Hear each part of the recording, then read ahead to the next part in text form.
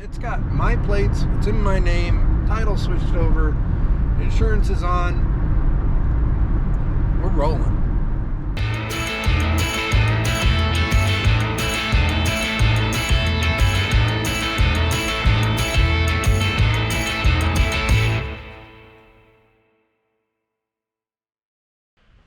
Welcome back to the channel.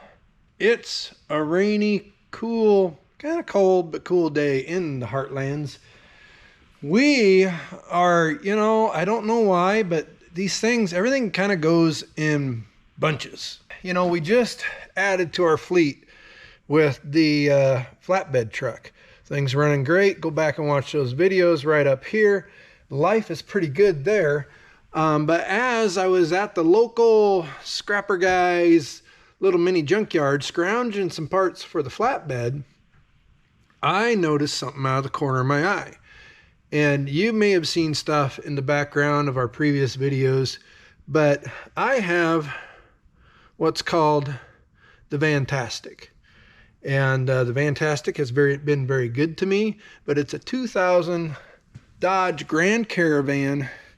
I bought off a police impound lot for $200 about almost 8 years ago.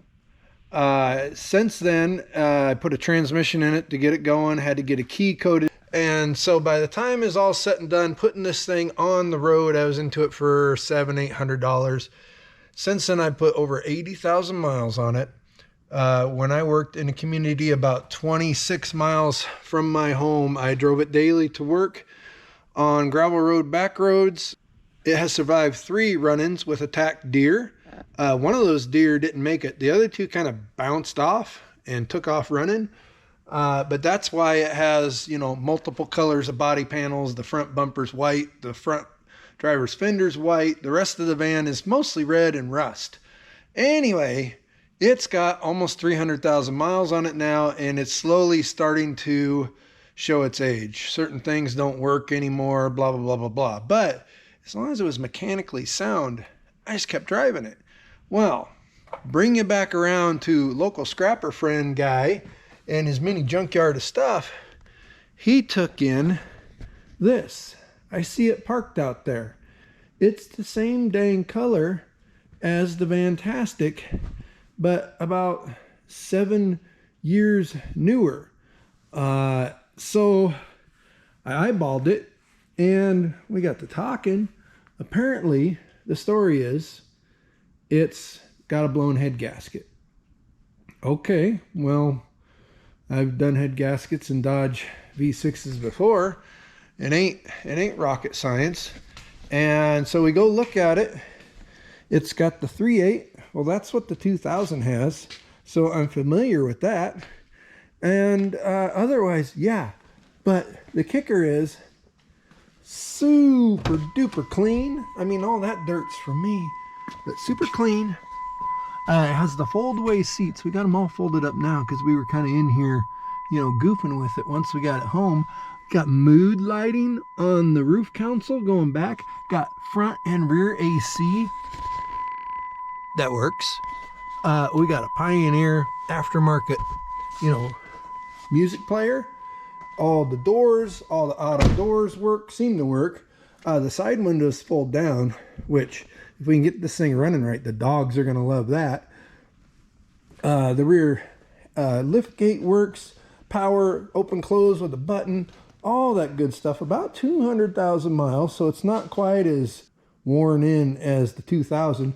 It does have rust. We've got rust in the usual Dodge Caravan spots on the fenders, on the rear quarters, behind the wheels. This side's a little more significant, but you know what? I don't care. Not one bit.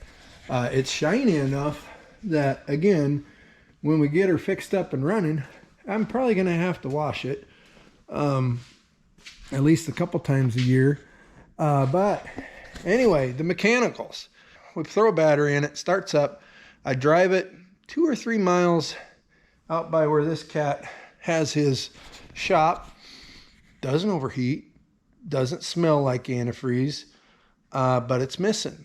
And I take my little Freight Harbor scan tool and it says a misfire on cylinder number 5. not the end of the world, but no lifter knock, no bottom end knock. The thing just seems to run nice and quiet, but not on all six. So I ain't convinced that, number one, it's got a head gasket out, and number two, that it's just a misdiagnosis. But you never know. Stranger things have happened. So today we made a little horse trading, or did a little horse trading, and I did a little bit of work on this guy's truck, some electrical stuff, and refinished his headlights. I'm gonna put some LEDs in there for him. We're gonna deliver that tomorrow. But in return, we made a deal on this bad ride, and I'm not gonna tell you how good the deal is yet, but we drove it home. It drove 10 miles home on 4 to 5-ish cylinders. The engine light came on and off, so sometimes the misfire would come, sometimes the misfire would go. And now we're here. So what we did is, before, I didn't even hook up the scan tool to it again, and we just went right into number 5, which is the last cylinder on the back side over here, or actually the first cylinder on, hang on. Well, mistakenly, because I'm looking for some dumb reason. Every once in a while, I do a dumb thing. I'm looking at 1, 2, 3, 4, 5, 6, 1, 3, 5, 2, 4, 6 going this way. That is not the case. We attacked cylinder number 1 for no reason. But what we found was we had nasty spark plugs that were original and were gapped. Almost, the gap was worn to almost 90 thousandths. They're supposed to be 50. So we put a spark plug in there, and then I came to my senses, and I said, wait a minute, that's not cylinder 5. This last one, that goes 1, 3, 5 on the back side, 2, 4, 6. That's 5. So we put our spark tester on there. We got no fire. So back to the parts store, Irish that is. They're only one open on Sunday in our little town, and we picked up a coil pack. So the short story is, we're going to check coolant, but first we want to get it firing on all cylinders. And so we're going to throw a coil pack at it. That should get a spark, and then we'll have to figure out if we're fueling, if we got compression, that kind of stuff. But let's start with the basics and see. We might just get into this van and get it running good, and head gasket stuff we'll diagnose a little bit more, but let's get it running good, and we might get into this thing really cheap. Nice thing about this, these coil packs are super easy to get to. You got one big plug back here that powers and does all that good stuff, and you got 2 10mm nuts that ground it and hold it.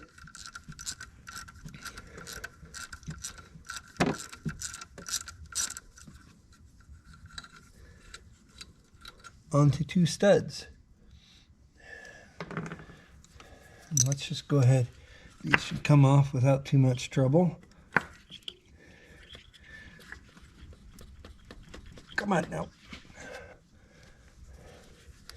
Odds and evens.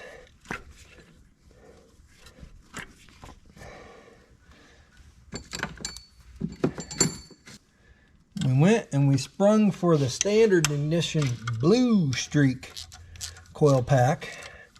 We could have gotten the old Master Pro for less than $50. So we're in right now for parts. We did get spark plugs. We sprung for Autolite plain platinums, so they're about $5 a piece. So between spark plugs and this guy, we're going to be sitting, a little bit into this, but not too bad. Now, I don't know for sure, but on this bad ride, we do have these two, where these 2 screws go through. There is a sleeve that goes down the metal. So I kind of doubt that it grounds to this base. It probably grounds back to the ECM, but we're going to go ahead and clean it up anyway, just in case.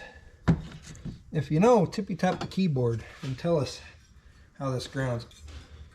All right, come back in here.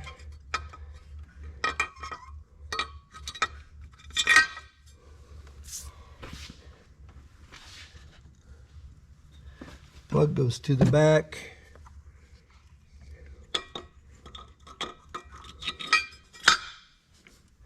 Letting that down on there.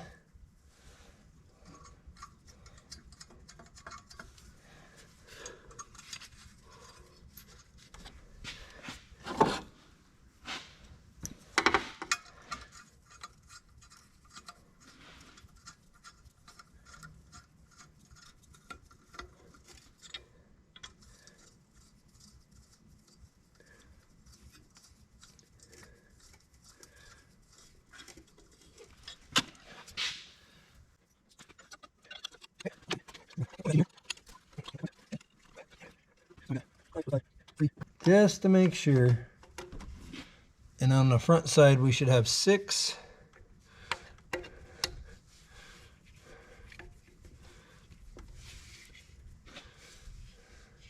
4 and 2. There. All right. That should get us back to where we have some sort of spark. We'll take our little plug and play spark tester off of here.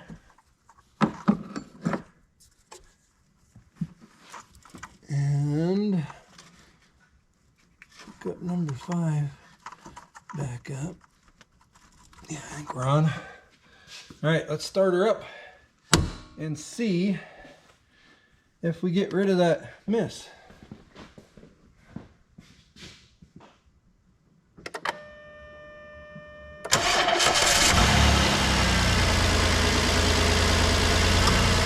I can tell already. The miss is gone. $60 coil pack.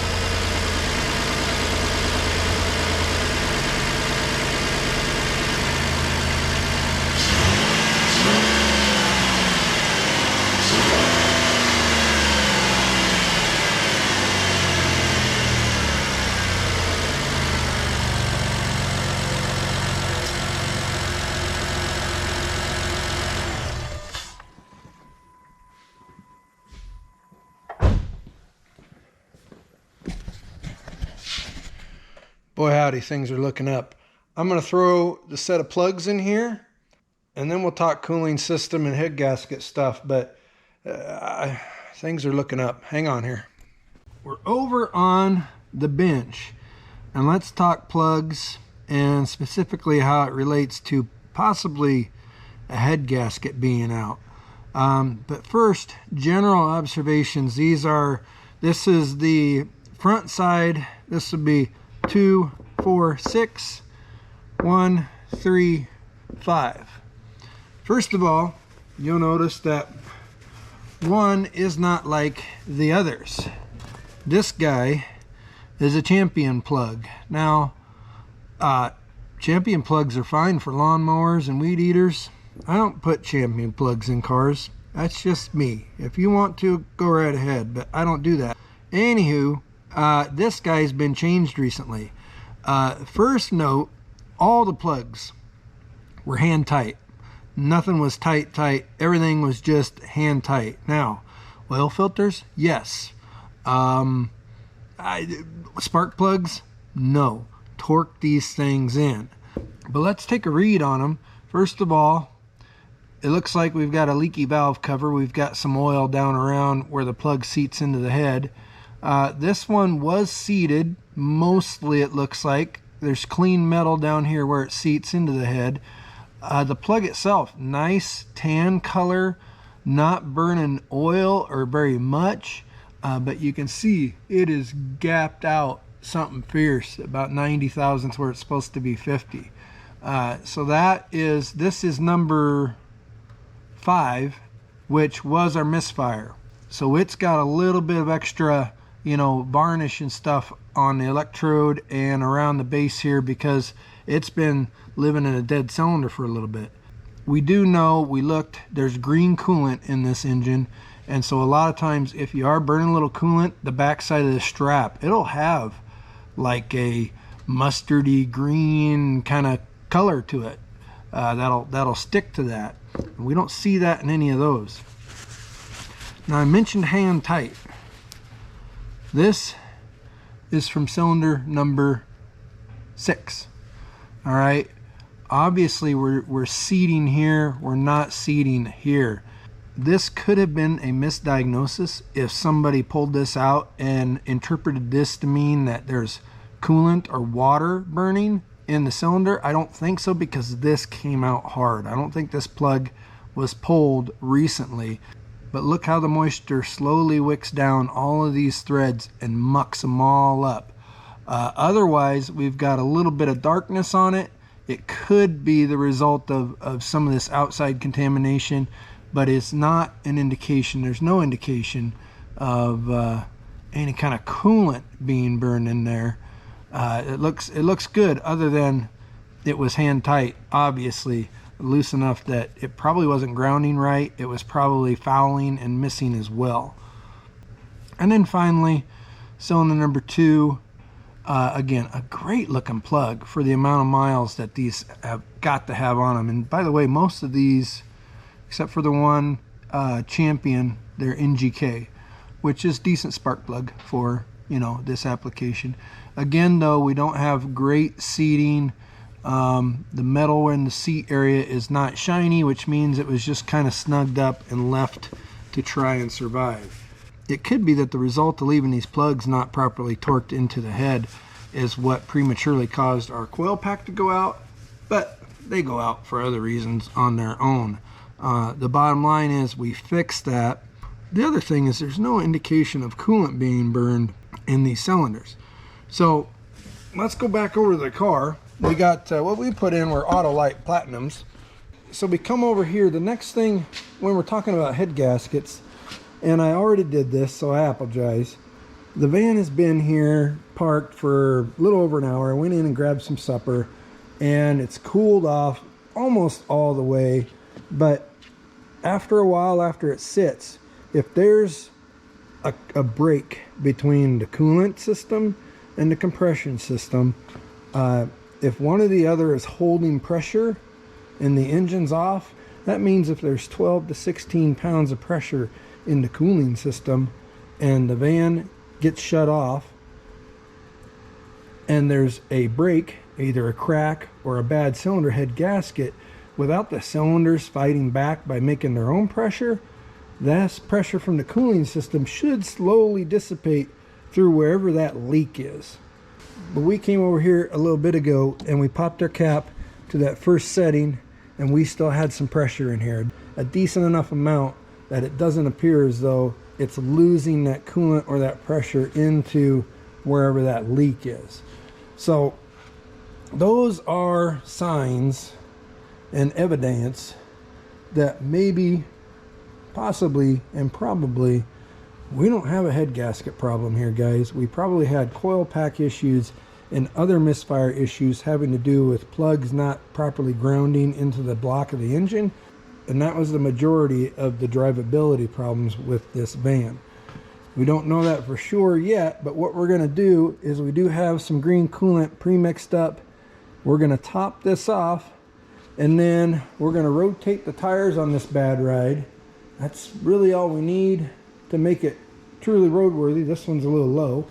And then we're going to go for a little ride, and we'll see. If we fill it with coolant and there's a big problem, it'll show itself with a little bit of a road trip for. I almost forgot to mention the other telltale sign, if you all have seen this, is oil in the coolant, or a milky foam or milky substance around the coolant areas. And although we don't have coolant full up to here, this thing is pristine. It doesn't show any signs of things getting in there and contaminating the coolant or the cooling system. Well, shucks. Anyway, I was just about, I had the tires rotated. I took a look underneath. Everything looks to be mostly there. I was just about to take this out for a little cruise. We topped her off with the green stuff. Made sure all the other colors are full, but it's missing headlights, y'all. There's a plug-in, and this is a newer style. You know, the other one, they usually got like a D-shaped, bigger D-shaped plug-in. This is newer, but there ain't no bulb in here, and there ain't no bulb over here. So I sent a message to the guy real quick, and he says, oh yeah, the owner of this car had some fancy LED headlights, and he took them with him. So it's much after the Irish parts store closes, and it's dark, and I want to drive this. So we did grab some from another vehicle, but as you can see, that's that D-shaped connection that I was talking about. That's not right. These have retainer rings, and the ones we have, it appears as though they have their own kind of cam, and they twist in. The bulb itself twists in, and it has that smaller connector. Let's see, what do we have for headlights around here? Not much. We put LEDs and everything. I put them in my truck. It's a Ford. I wonder, well, let's check the electrical drawers. Lots of other bulbs. Here's a headlight bulb. It's a D shape. Another one over here, that's a D shape. This guy's just a turn signal one. Let's go check. I always keep the incandescents, the old-fashioned bulbs, when I replace on stuff. And by the way, we use super bright LEDs for all our stuff.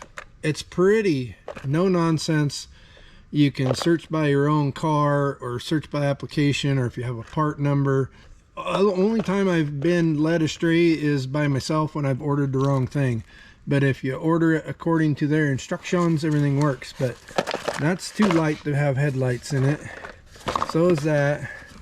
So is that. There should be somewhere in our stockpile of parts. That's plug wires. This is heavy. Oh, here, this has the tape on it, and it's dusty. It's been here a while, so this might be what we're looking for. Oh yeah, here we go. Now I don't know if it'll work or not, but we did. This is the headlight kit. Try to pull these up so they don't fall on the ground and break. Okay, no, those are driving lights. Okay, what's in this other box?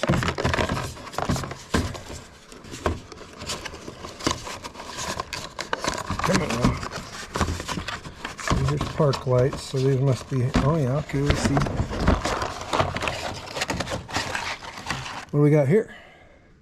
Alright, we've got, oh, look, we've got a smaller connector.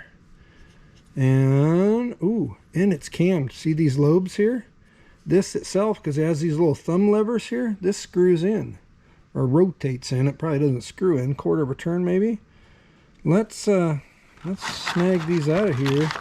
We couldn't get this lucky, I know, but let's run over to the Vantastic 2.0 and see. We'll work on this side because it'll be easier. Just the incandescent bulbs for this, I looked on O'Reilly's real quick, and they're like 60 bucks. So there's it. Ooh, that plugs in there. That plugs in just well.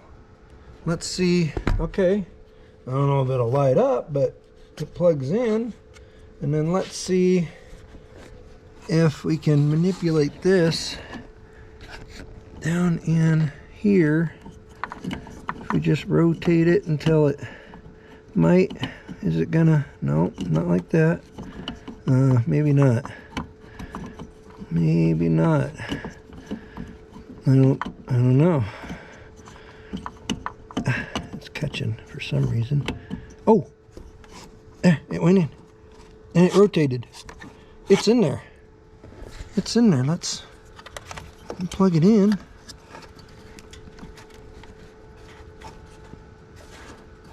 I think we're on. Let's try this other side. See if I can get you some better light this time. There we go. So you take the bulb itself. There's no other pieces. And it should be, so, oh, there it goes, right in there. Quarter turn, click it. Now he just kind of wrestled these off without getting the red thing out, so we'll have to fix that later, but we're plugged in on both sides. Man, could it be? Let's see, let's give her a try here.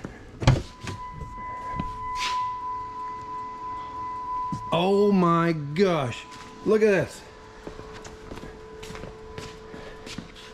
We got headlights, $0 on the road. Now these are tinted lenses, so they're they're bright, but they don't look that bright from here because they're aimed, but we're doing all right. Let's flick it to the get high beams. We got 2 of those. Oop, here. We do. That's fantastic. See, now that's why every once in a while, you know, you need stuff. You never know. So if it's still good and you got a little shelf space, put it on the shelf. I bet we put LEDs in this thing. Gosh. Well, it was when it went out of warranty. So probably 2018 maybe. So 6 years ago. They've been sitting in that dusty old box, and now they get to help bring Vantastic 2.0 back to the road. I'm going for a ride. I'll update you tomorrow in the daylight because you won't be able to see anything, but I'm gonna go for a little road trip around the hoods, and hopefully I make it back home. This is a next day alert. The thing's a runner. That's all I can say about that. We've got a little bit of a heat shield rattle or something going on back here when you're in gear idling, and then the left front suspension, and the 2000 does this too, but this one's nice enough I might actually fix it, but maybe there's a strut or something going on there, but otherwise it has not overheated. It's not using coolant. It's not leaking anything. Everything works. I've just been giddy about the mood lighting. Did I show you the mood lighting up here? There's mood lighting at the night times. It's really cool. But yeah, all the little electronical doors work. Cruise control, AC seems to work. It's only 29 degrees today, so it's hard to tell, but it appears as though it works. And yeah, we rotated the tires. Drives pretty good. It's gonna need tires by the end of the summer, but we'll make it through summer easy. The cruise, the horns, the windows, the lights are working fine. It's just pretty darn neat because I'm telling you, I'm into this thing for a fraction of what, you know, normally would be. We even got the Pioneers all clock set. The Bluetooth is on. It's playing music out of my phone thing, and I can make a call. It's got the little microphone. I called the wife last night, and I was like a little kid in a candy store. But let's go for a little ride and make sure. Yeah, we're gonna run into town quick. Life is gonna be pretty darn good. What else is there? Yeah, I'm happy. So it does have the tire pressure sensor light. We haven't set any codes since we fixed it. And I think I'm into this cheap enough, and it's going to be around for a while. So we might even go to the T.O. Haas and, you know, have them take a look. And if there's a couple sensors, we'll get them fixed up, especially if we can come across a set of tires decent. If we wait till the end of summer, we might just do that and do everything at once if we buy new tires. If we get some used ones, some really good used ones, we'll get it done then. But yeah, it's a dang runner.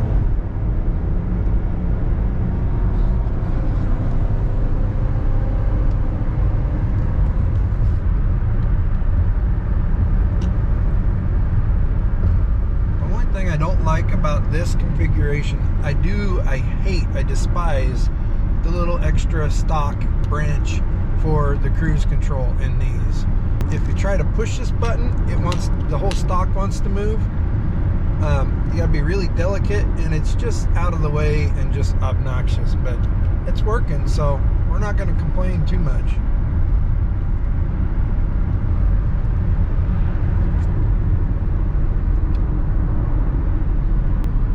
We did make another purchase. We spent $11.02 for a new rear wiper blade today, so that still puts us with a little bit of horse trading. Yeah, we're not even $600 into this van, let's put it that way. Oh, and it's insured and licensed. I went and got plates. I'm so sure of it. It's got my plates, it's in my name, title switched over, insurance is on.